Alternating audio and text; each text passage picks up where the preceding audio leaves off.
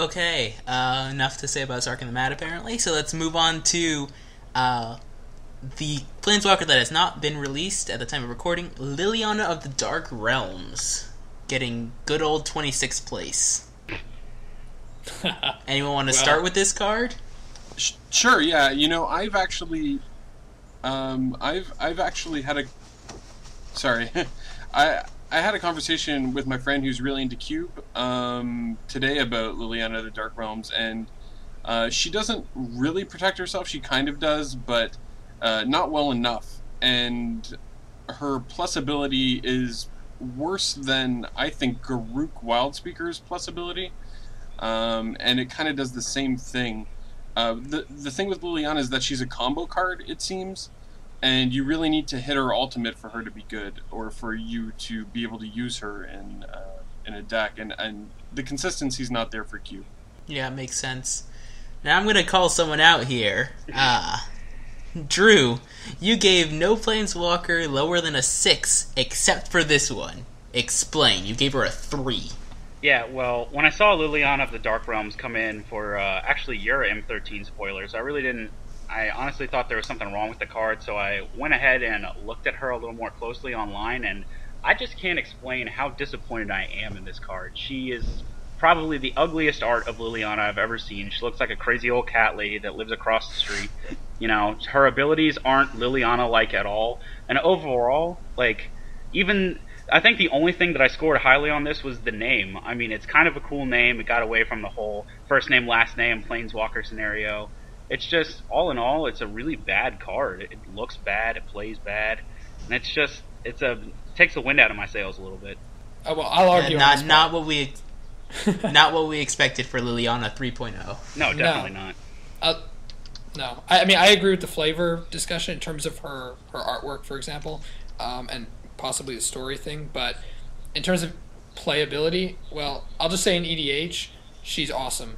Hands down. I mean, I gave her a 7, I think, which is pretty above average, but I think she's really solid. I mean, her +1 is a land.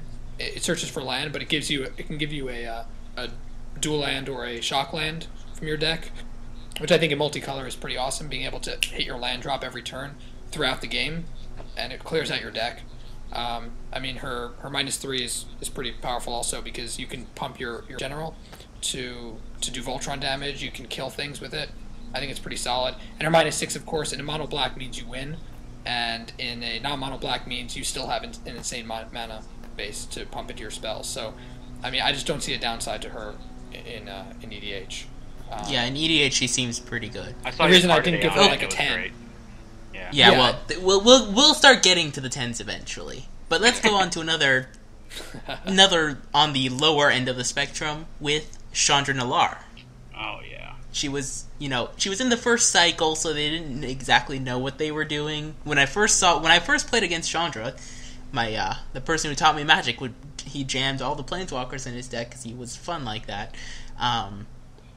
And I got my butt kicked by her in the first game I ever played. I was like, oh my god, she seems amazing. And then once I learned about Magic, she was less amazing. Honestly, it's just, there's not much to say about her, because for someone who's supposed to be so intense and overwhelming, this card is just kind of meh. It's this dishwater Planeswalker, first name, last name, like I said. Though, you have to give her some credit. She's better than Chandra Blaze. Oh, definitely. It's true. Yeah, for sure. It's weird. Like, I'd almost rather have these 3 abilities, right? And the card costs more. The other card costs more.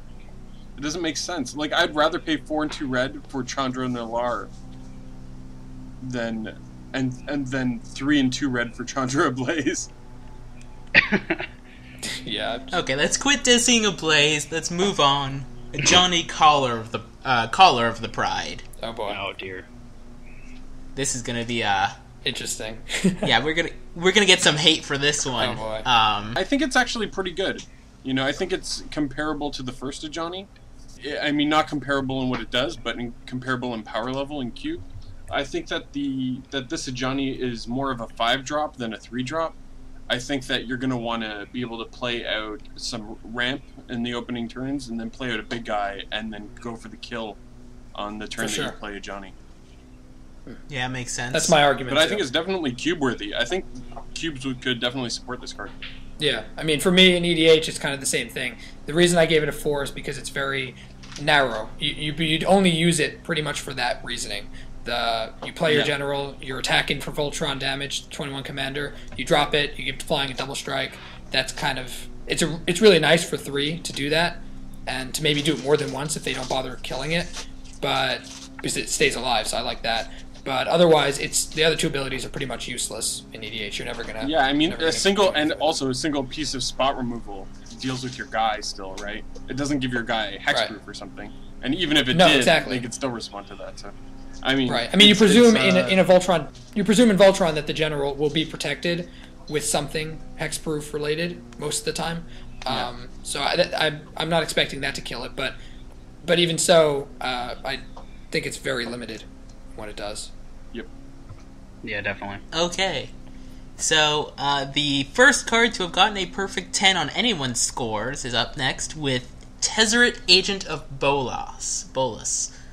You wish to explain giving this perfect score? Oh yeah, the card art is just great. The mechanics follow really well with who Tezzeret is in the storyline, especially after he started working for/with Nicol Bolas, and I really loved the name.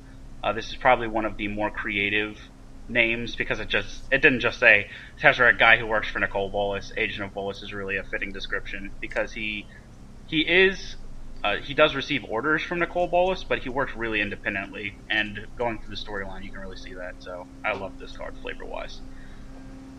Makes sense. He was seems pretty awesome. Yeah. Though your 10 was counteracted with a lovely little 2. Yeah. He's not good in EDH. He just isn't. Yeah, makes sense. I mean, not at all. Okay.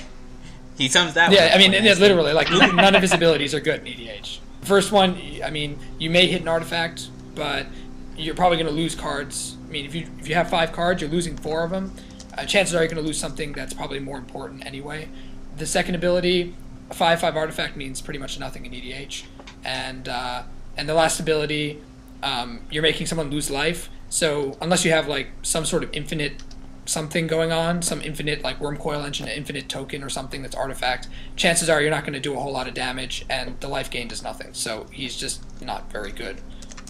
I mean, I have seen him played with great success once in EDH in a Shroom deck. Okay, so maybe you would see him there. No, that's the only time. Right, but even there, I still don't think he's really that great. He's okay. Right.